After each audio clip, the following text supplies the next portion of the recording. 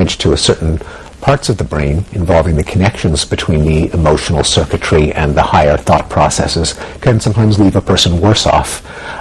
They make foolish choices and risky decisions because they don't get that wave of sweat or butterflies in the stomach that ordinarily inhibit us from doing stupid things. So it isn't always true that emotions are a bad thing.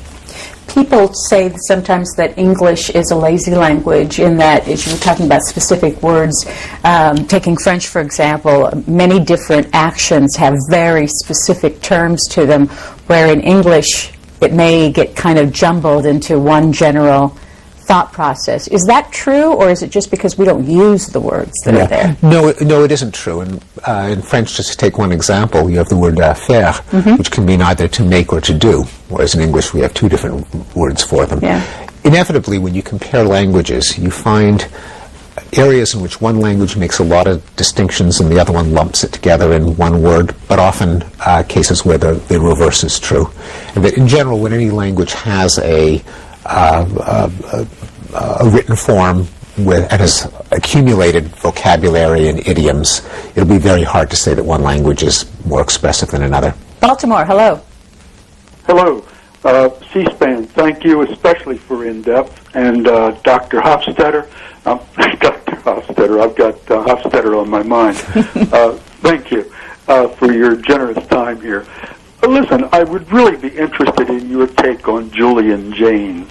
I know that he's been dismissed by many people with his idea of the bicameral mind, and here I'm referring specifically to his book on the origin of consciousness and the breakdown of the bicameral mind.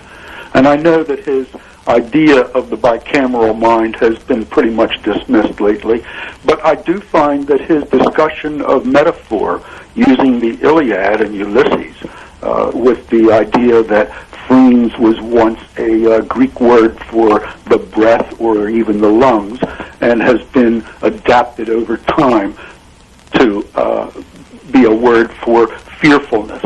That is a quavering that we feel in our breathing when we're fearful. So it's a metaphorical transfer from once what was a physiological word to now what is an emotional word. I would be interested in your take on Julian Jaynes in the idea of his bicameral mind. I find some of his evidence, if not compelling, at least very interesting.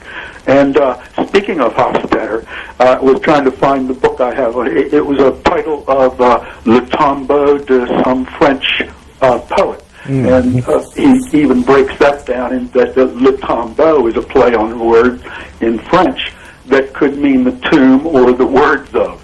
And it was a very excellent book, and that included a lot of the problems of the linguistic problems of translation. Thank you.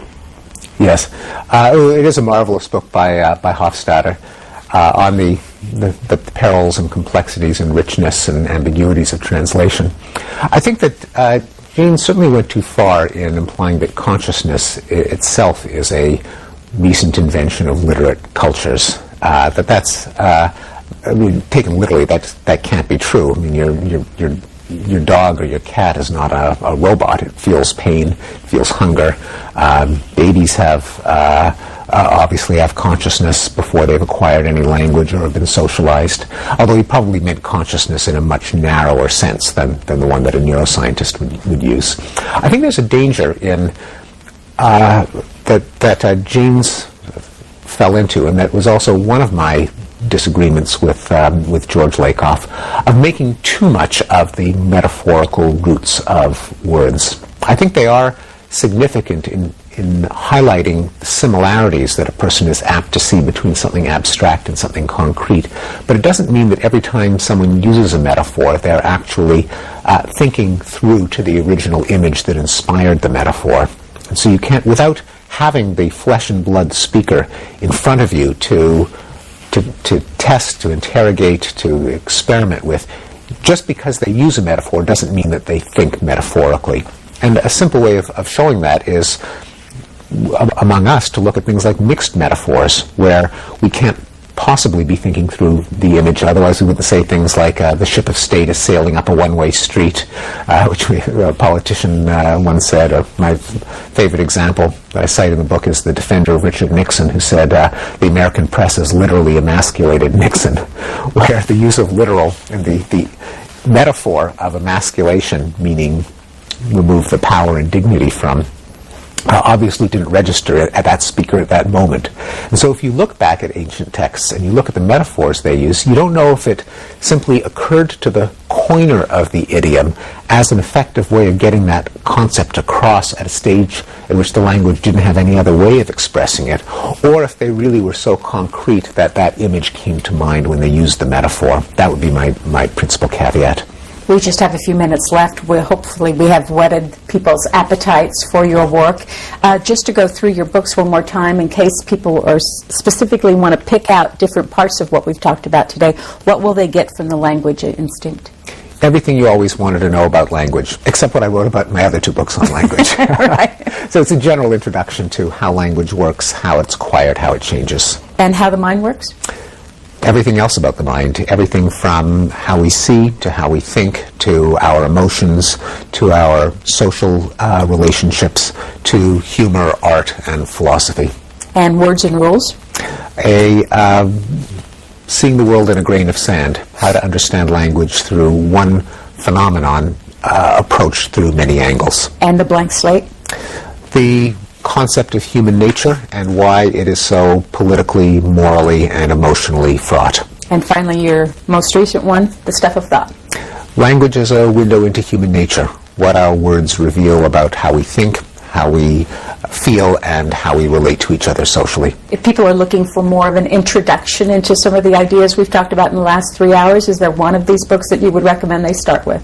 For language itself, I'd say start with The Language Instinct. Mm-hmm. For human nature, I'd say start with How the Mind Works. And again, when can we expect this next book on violence? It'll probably be published in 2011. In 11? In 11. How do you say that? That's a lexical gap.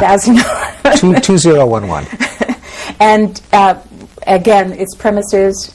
That violence has been in decline for millennia and centuries and decades, and it sure would be good to know why. Steven Pinker, thank you very much for your time and for your 3 hours today on In Depth. Thanks so much for having me. Sure, and thanks to our callers. Have a good day.